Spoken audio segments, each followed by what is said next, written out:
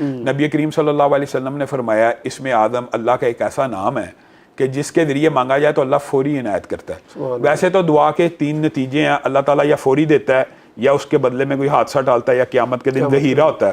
تو انسان یہ قیامت والے دن خواہش کرے گا کہ میری کوئی دعا اللہ قبول ہی نہ کرتا. لیکن جو انسان یہ چاہتے ہیں دنیا میں دعا قبول ہو, تو نبی کریم نے کہا اسم آدم ایک ایسی چیز ہے جو اللہ کو واسطہ دیا جائے اس کے نام کا تو اللہ تعالیٰ دعا قبول کرتا ہے. اور نبی کریم صلی اللہ علیہ وسلم نے بتا بھی دیا اسم آدم سورۃ بقرہ میں ہے, سورہ آل عمران میں ہے, سورۃ طٰہٰ میں ہے.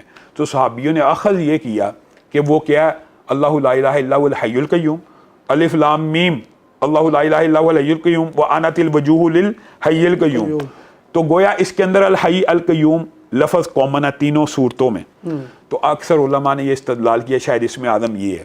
تو اس حوالے سے میرے جو نانا تھے حافظ محمد گوندلوی رحمہ اللہ, وہ یہ بیان کیا کرتے تھے کہ اس میں آدم کا جو بندہ وظیفہ کرنا چاہتا ہے نا, وہ اس طرح پڑھا کرے, حالی حی القیوم نہیں, بسم اللہ الرحمن الرحیم الف لام میم اللہ لا الہ الا هو الحی القیوم یا واحد یا ذا الجلال والاکرام, یا واحد یا ذا الجلال والاکرام.